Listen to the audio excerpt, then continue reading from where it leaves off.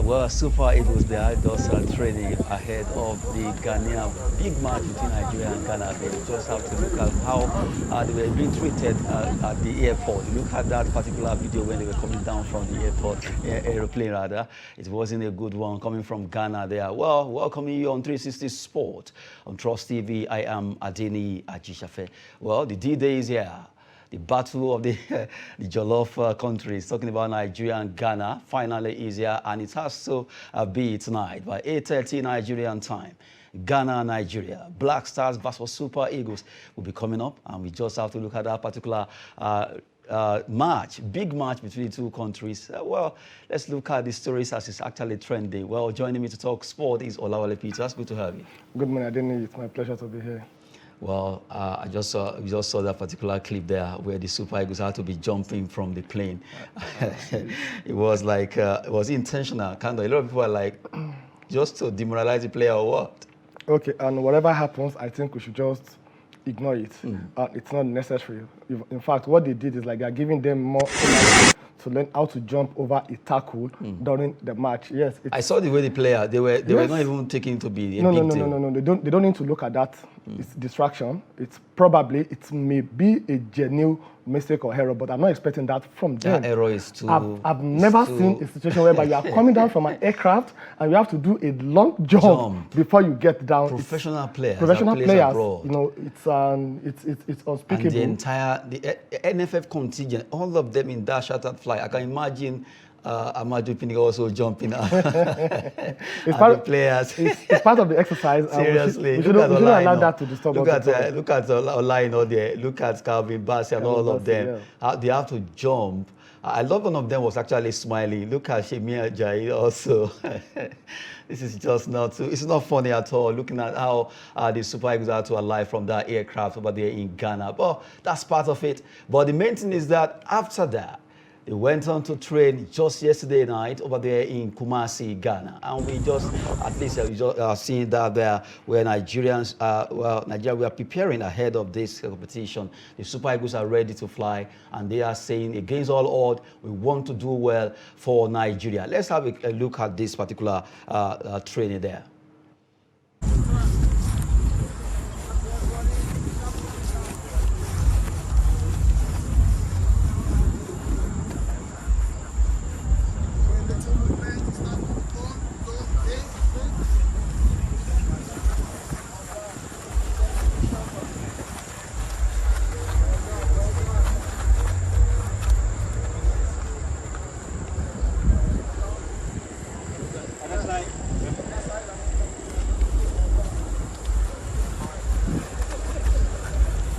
Super Eagles, they are training ahead of the big clash between Nigeria and Ghana tonight. As I said earlier, 8:30 p.m. Nigerian time, that match will be on for Nigerians to see. Well, now is here.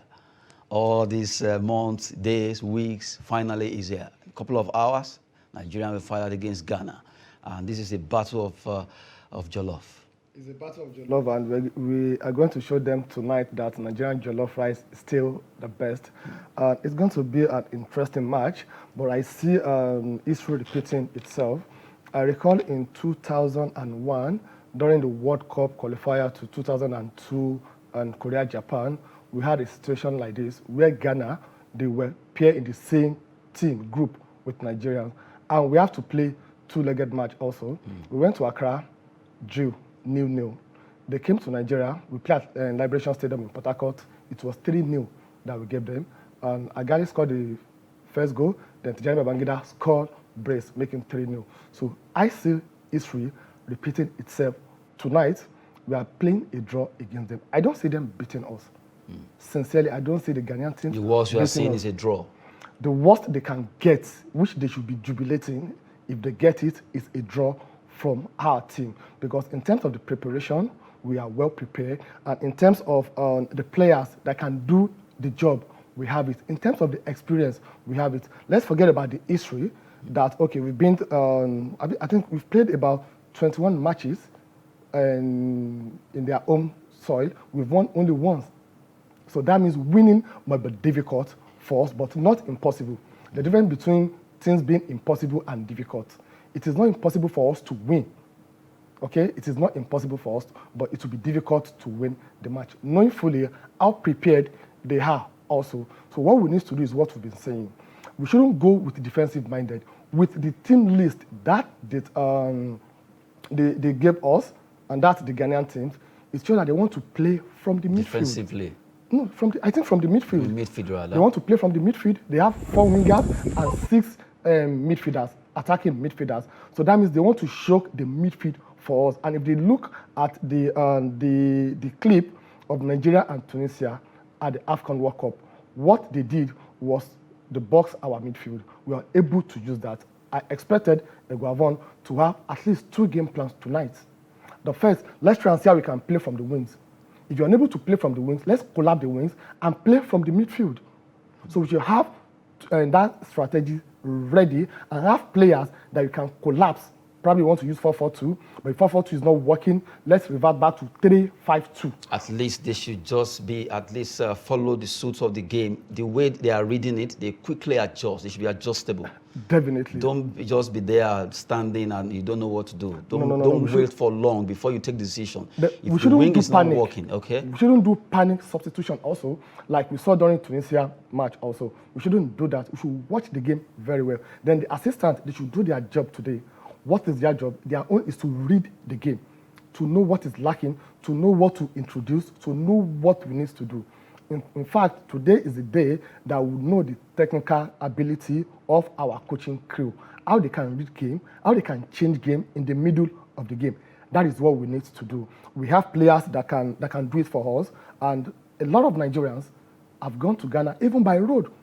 With the high cost of fuel, some Nigerians still traveled by road to Ghana to support the country. That shows the belief, the trust that we have in our team. So I think we shouldn't let that go for nothing. I'm 100% very confident that tonight's match, the best the Ghanaians can get from us, it is a draw. And come Tuesday at Moshood Abiola Stadium in Abuja, we are going to give it to them, sincerely.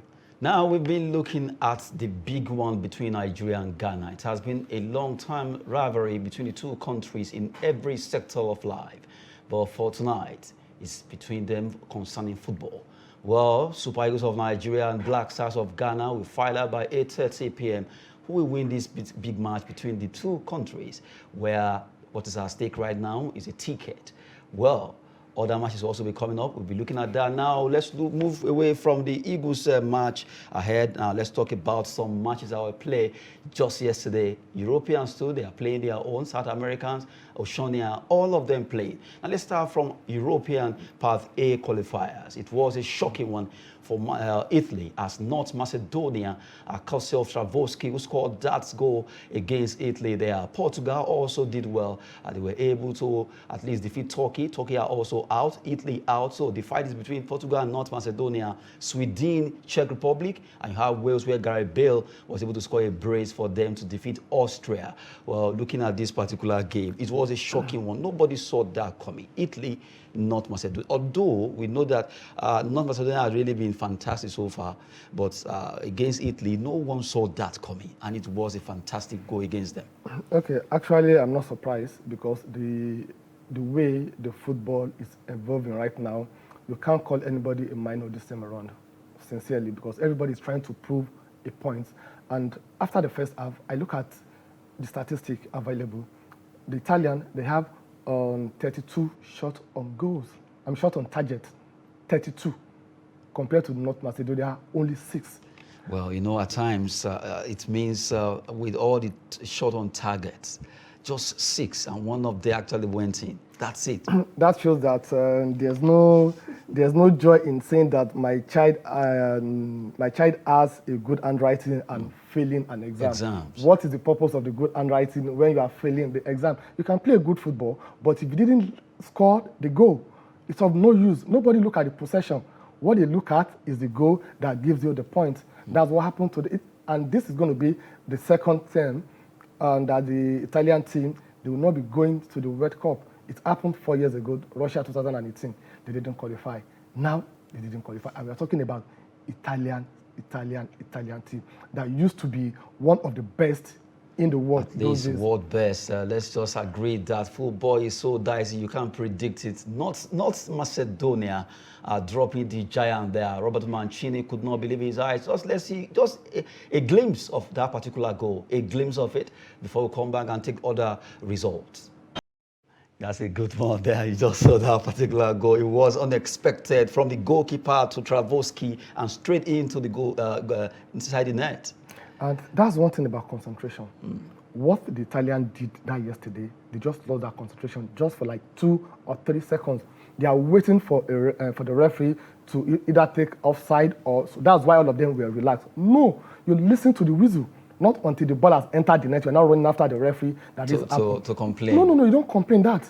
You play to the whistle. So it's very shocking, sincerely. Well, we just have to look at other results. Enough of Italy now, they are out. Now let's look at other results from South America. Brazil, yes, they've done it, they've qualified, but they just have to show class against Chile. 4-0, Neymar, Vinicius Jr., all the best players there, they were able to score. Brazil 4, Chile 0, Colombia 3, Bolivia 0, Paraguay 3, Ecuador 1, Uruguay 1 against Peru. Good one for the countries that won, but for Brazil, they still show class against Chile. That's surprising.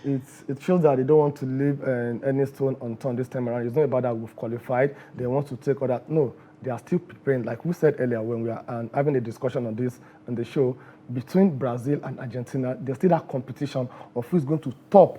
Who's going to score most goals? A lot of statistics they want to prove. That statistic, they still have points. That one there also. Even Uruguay and Peru also. The Uruguay also, they've qualified despite losing yesterday. Currently now they are 25 points. So, and the next person to them, Peru, is having 21 points. So Uruguay also, they have qualified together with Ecuador.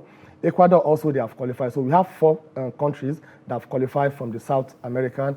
We have Brazil, Argentina, Uruguay, and the Ecuador have qualified for the World Cup. So their last match is going to be more like, just let's play it and see what happens. At least other players who can have a chance to also showcase their talent. Definitely. We've been looking at the results over there across different continents. We've taken the European Path A result where Italy were bundled by North Macedonia. Portugal, they won their game against Turkey 3-1. And you look at Brazil spanking Chile 4-0. It was a good one for Brazil there, despite qualifying earlier on.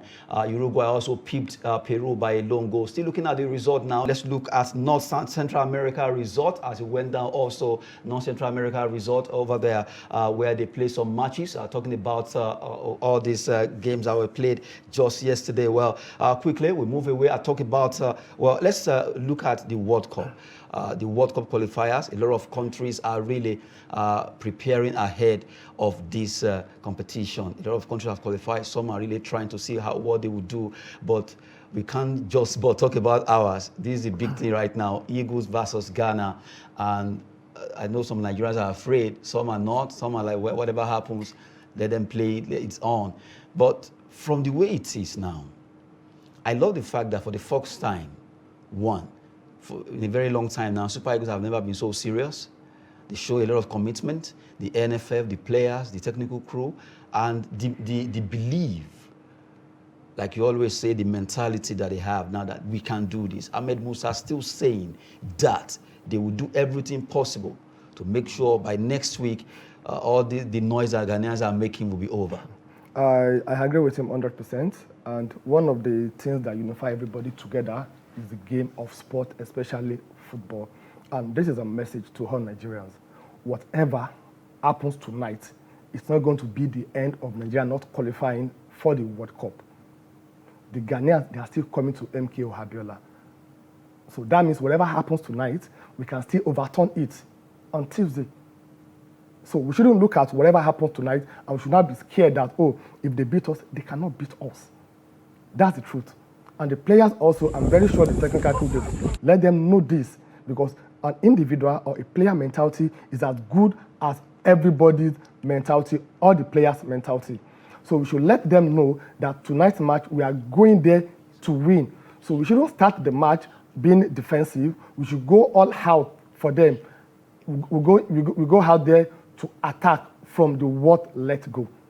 Now let's take a clip for what happened between Nigeria and Ghana at Liberation Stadium in Port Harcourt during the 2001, 2002 World Cup qualifiers. We scored our first goal in the first minute. Agari scored the first goal in the first minute. And after that goal, they became disorganized. And we know the Ghanaian team, they don't have that patience. They don't have it. They get angry quick. They get angry quickly. So we should play that mind game on them. Look at one or two of their players that are very good. Let's put pressure on them. Don't allow them to kick the ball. Don't allow them to play the ball. Let's look at the tactics we used against Egypt with Mo Salah. That nobody knew that Mo Salah was playing on that day. Use the same thing for one or two of their players. Commit them to make foul. Commit them to make blunders. We shouldn't go defensively. You can only defend someone that is better than you. But we are better than them in all spheres of the field, starting from the goalkeeper down to the attacker. You're telling me that we are having the likes of Osimhen and Dennis Emmanuel. You have Lookman, you have Igalo, you have Chukwueze, you have Simon Moses, you have Joey Aribo. Abba, we shouldn't be scared of anything.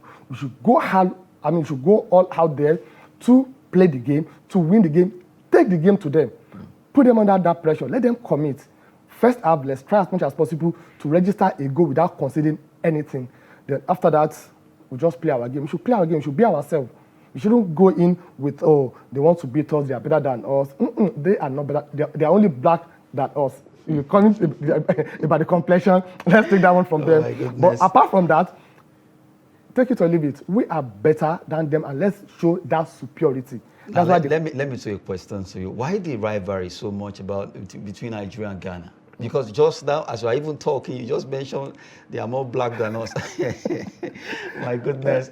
The rivalry is just too much. I don't know, maybe we actually twins or thereabout. The rivalry is just too much. Not just only football. It's like we decolonize them before we send them back. So that also, they still have it. Remember those days when we said Ghana must go? So I think they are still bitter about that Ghana must go. So that's why the rivalry is still... Let's go there. It's a very bitter experience. But really, Nigeria and Ghana is a big match. We just have to talk about it again tonight. It's going to be between the two countries at the Babayara Stadium in Kumasi. It has been a long journey for the two countries, but now they are going to be starting another one between themselves tonight.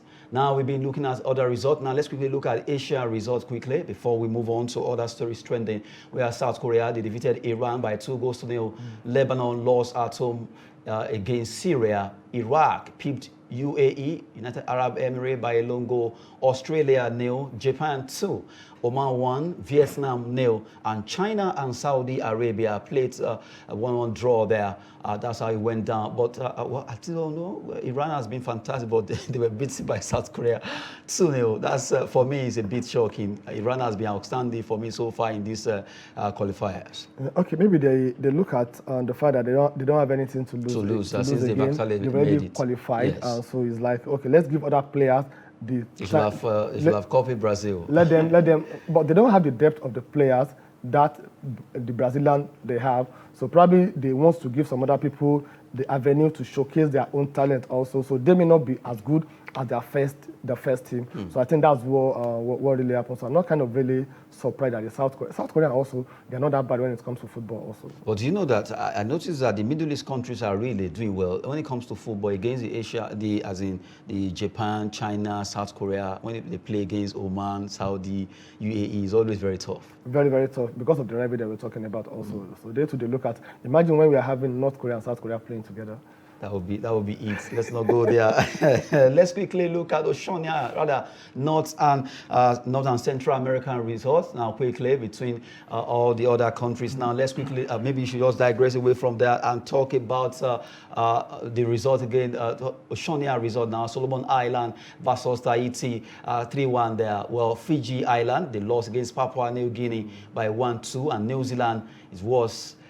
They nearly spelled the name of New Caledonia 7-1 there.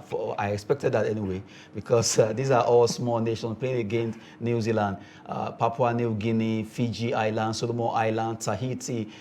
Most of them, they are doctors, they are nurses, they are mechanics who came together to just to play World Cup qualifiers. Okay, that's one good thing about this World Cup. That means they will give all the countries, all the nations, the opportunity to showcase what they have also. No matter how small you are, no matter your population, they will still give you the opportunity to play, maybe for the playoff or to. So that means it's a very good thing. Some people are airing the countries for the first time. New VG. New Caledonia. New Caledonia. Where are they? So it's Papua like New Guinea. Papua Gagan, yeah. So which one is? Do you get the point? This country actually exists, so but they a lot of exist people don't also. know. It's Yeah. an opportunity. I mean, it's more like an exposure for the country and for people also to get to know that we have a country like this. That's, good thing about a game of football. Like North Macedonia, nobody ever believed. I'm 100% sure also that we have some people that they don't know that a country like that exists until yesterday after their game against Italy. It would be like, wow, this country, where are they from? Are they from Europe, Asia, Africa? They beat Italy. So it's a very good thing in the game of football. If they are really a student of geography, they should know North Macedonia. They are no longer, they are now standing against the big boys over there in Europe. We've been looking at the results of matches played just yesterday in the qualifying series of the World Cup. Now, quickly, let me run through some transfer stories in the MPFL stories now, where we talk about Tosin Omoyele right now to join Katsina United on short term. That's the 4 stories there. MPFL transfer update. At least the transfer window is open now. A lot of clubs are buying players. Some coaches are moving. And that's the 4th story we are looking at. Omoyele will be going to join Katsina United on short-term deal there. That's talking about the transfer story now. This time around is about coaches, where the coach of Lobby Stars right now, they appoint Babaganaru. They have appointed him as their head coach. A good one there. They have a new coach now after parting way with Eddie Dombraye over there in Makurdi. So Lobby Stars, they've appointed Babaganaru as their new head coach. Another transfer stories now. Let's look at another coach that moved. This time around, we go to Akwa United. Let's go to Akwa Ibom State, where Akwa United, they unveiled Deji Ayeni as their new head coach in that particular state. Akwa United right now, they also parted way with Kennedy Boboye, but now they have Deji Ayeni as their head coach. Now, the last story on the law quickly. A man that has played football for so many long years, talking about Jermaine Defoe. You remember him for England and also for the likes of Tottenham Hotspur. Jermaine Defoe finally has actually removed his boot. He's hanging it, and he says he's retiring from professional football. He has been a long time. Quickly. A very long time, and this, I think, the best time for him to go. He has been playing for over 22 years and retiring at the age of 39 years. That means he played for almost, he started his career at the age of 17 years, being the 9th highest goal scorer in Premier League, 162 goals from 496 games. A very good one. We wish him all the best. Thank you very much for your time on the show. It's a pleasure being here, Denise. We have to go now. Sport is always business and fitness. Wishing Nigeria Super Eagles all the best as they play against Ghana tonight. Thanks for watching.